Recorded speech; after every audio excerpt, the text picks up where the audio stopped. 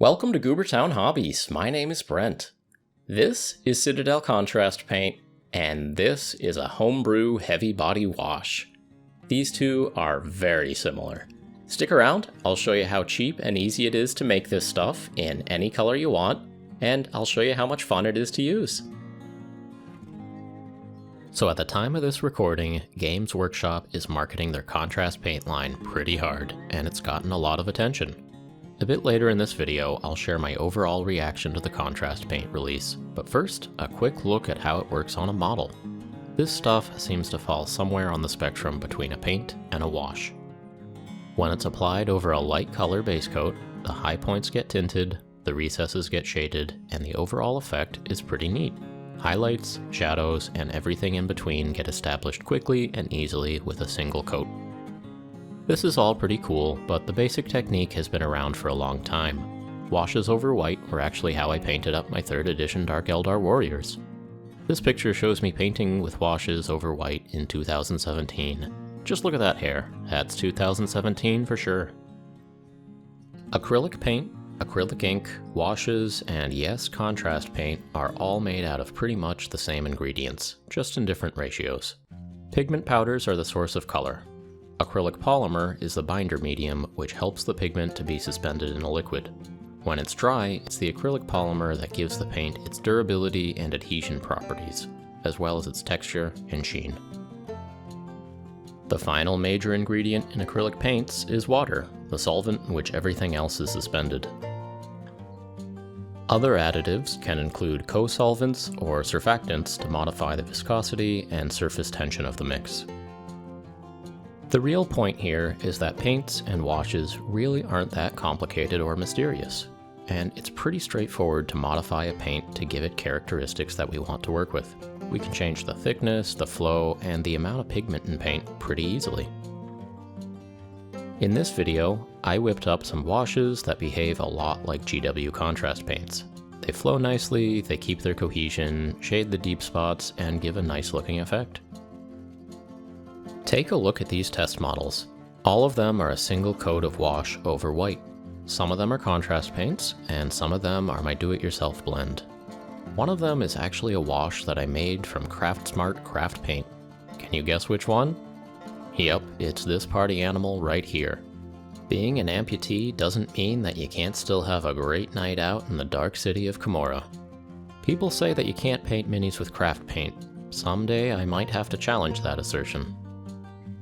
Most of my DIY washes started from acrylic ink though. I'll share this homebrew recipe with you in a moment, but first I'm going to show you how I came up with it.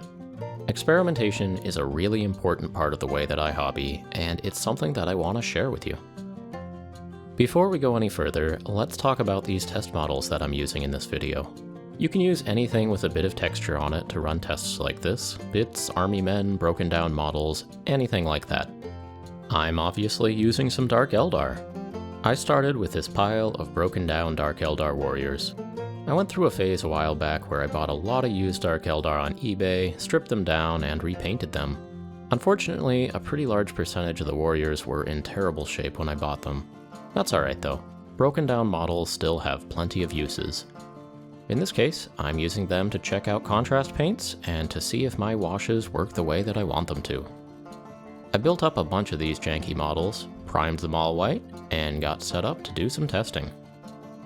Over the years, I've built up a good pile of painting supplies, and from time to time, it's worth dragging them out just to play with them. I've got paints, inks, acrylic media, thinners, flow improvers, water, isopropyl alcohol, dish soap. Something in here ought to give an interesting result. As a side note, all of these ingredients can be found in water-based acrylic paints. This video is not encouraging you to try mixing random stuff that you find under your kitchen sink. Safety first, always. I've got two basic approaches here. I have some acrylic paints that I'm going to thin down to be more like washes. Alternatively, I've got some inks that I'm going to thicken up to be more like paints. I dove in and started experimenting, mixing up homebrews and trying them out on test models. If you take away one thing from this video, I want you to remember this shot. This is all about learning by doing, not being afraid to try new things, and not being afraid of failure. If you don't like a particular paint or wash that you own, one solution is to go and buy a different brand and see if you like that better. Or you can learn to tweak your supplies. With just a little bit of experience, you can get your supplies to do what you want them to do. Like I said, there really aren't that many ingredients in paint, so with a little experimentation, you can really get the feel for what gives a paint or a wash its qualities. There's no substitute for experience, and feeling this stuff out can really improve our abilities as artists. Now, in all of this, I'm just slapping these blends onto nasty old test models. None of these warriors are ever going to find their way into a game or onto a display shelf, but I think this is time very well spent. Don't feel like all of your hobby time needs to be spent moving models towards completion. Deliberate practice, freeform experimentation, and simple playtime are all very underrated components of hobby time. I was actually really excited for this time-lapse shot because I knew that I was going to learn a lot and that there was no pressure for any of these models to actually look good. I learned just as much from mixing up a blend that is too thick or too thin as from one that's just right. There isn't even pressure to paint well here. I just grabbed a big old brush and slapped paint onto models. What was interesting was that a lot of the mixes actually gave really nice effects. The thesis that I thought I was driving to in this video was that it would be possible to homebrew a wash with similar properties to contrast paints, and it turned out to be easier than I thought it would be. I tried a variety of different recipes here. What I ended up gravitating to was using these acrylic inks mixed with a bit of matte medium and a few drops of flow aid. These acrylic inks are very liquidy, and they have just enough medium to suspend a ton of pigment. These pigment-rich inks act a lot like an intense, fast-drying wash. Mixing them with acrylic medium thickens them up, makes them a bit easier to control, and generally gets them to behave more like translucent paints. A bit of flow aid gets them to flow well and really seek out the crevices in models to color them in. These inks are sold by many different brands and come in a ton of different colors. You can get a pretty big bottle for about half the price of a pot of contrast paint. One nice thing about these artist inks is that they are labeled with the pigment molecules that they contain. Like many art supplies, most of these contain either a single pigment or a couple, whereas wargaming paints often have more complex blends. Partially it's just nice to know what you're working with, but also single pigment paints tend to be easier to mix. Generally, the more different pigments that are in a paint, the more likely you are to accidentally arrive at brown, or at least a desaturated variant of the color you really wanted to make. That means these inks give me access to a really wide range of colors. So, in this evening of testing, I did find a recipe that I think is pretty good for this style of painting. I'm not telling you to use this exact recipe, I'm telling you to experiment for yourself and find something that works for you, something that you like. A recipe that I like is acrylic ink, mixed with a roughly equal amount of Liquitex matte medium. Then, I add a couple drops of flow aid. Mix that all up, slap it on a model, and you get a pretty cool effect. And if you don't quite like the effect, you have all the power to change it. So let's get some more comparisons here between the homebrew stuff and contrast paint. The overall effect depends on the pigment molecules involved. Some of these are just more transparent than others. That's true for the contrast paint line also. See if you can tell which of these is contrast paint and which is homebrew. Okay, let's get to it. Some people have asked me, what do I think about GW contrast paints? Well, I have a couple of thoughts on this.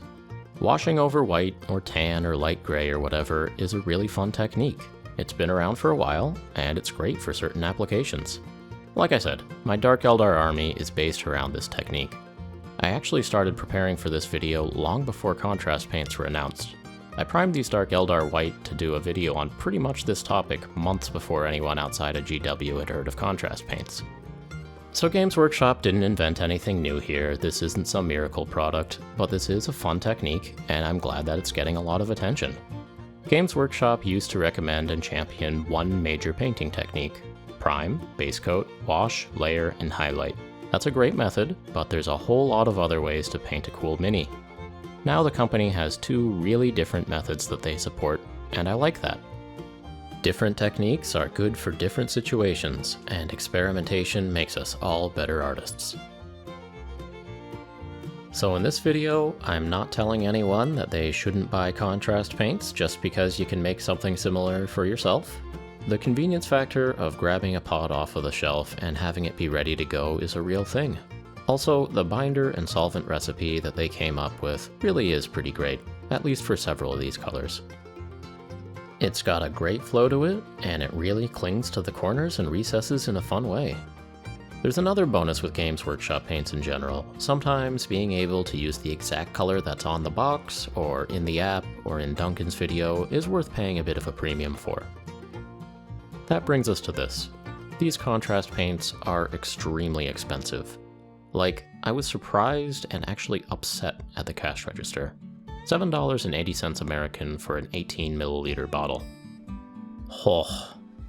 Live and learn, I guess. I'm over it. I enjoyed testing them out. I may use these colors again for a few projects, but I highly doubt that I'll buy any more for myself. And that's fine. What still bugs me though is that this product is marketed for beginners, and the price is literally upsetting. I left the hobby store in a bad mood after buying these, and I'm someone who has developed a thick skin where GW prices are concerned. I'm also someone who spends most of my time in a good mood. I'm honestly worried that the pricing on these contrast paints, targeted at beginners, might discourage some folks from getting into the hobby. And that really bothers me. This hobby is amazing, and I want more people to discover it. In so many ways, GW has helped our hobby, but I really think that this pricing is a misstep. I feel strongly enough about this that I could go on a pretty epic rant, but Goobertown Hobbies just isn't the place for rants, so we'll leave it where it is. I'd love to hear what you all think about this. Do you have contrast paints? Are they worth it to you? Have you tried making your own thick washes at home? What's your favorite recipe? I'm really interested in your opinions on this. Remember, as you're typing though, Goobertown is not the place for rants. Goobertown is a thoughtful and respectful place, and I'm really proud of that. Changing subjects here, in this video I showed a quick recipe for washes that look pretty good over a white undercoat. I also showed you a good use for busted up models, and I tried to demonstrate the value of experimentation for the sake of experimentation. I want to encourage us all to spend more time thinking about our art supplies and developing the confidence to modify them to suit our needs. Our hobby time doesn't always need to result in a finished product. This hobby of ours can last a lifetime, and spending an afternoon learning a new skill can be way more valuable than simply cranking out a new model. Alright, the final thing I'm going to do in this video is to reprime these warriors. They served me well today, and they will do so again. I'm not done experimenting, and I'm not done learning. I've only just begun. Well, there we go. Regardless of how you feel about contrast paint, and the marketing, and the hype, the generic technique of using a heavy wash over a light base coat is a lot of fun, and I really recommend that you give it a shot sometime. Whether or not you buy contrast paints though is entirely up to you. I had a lot of fun making this video, and I learned a lot. I hope that it was helpful. If you did enjoy the video, please do me a favor, like, subscribe, comment, ring the bell. All that stuff really does help. Actually, the best thing you can do though is just tell a friend about this channel. That would really mean a lot to me. Okay, that does it for this time. Thank you so much for watching.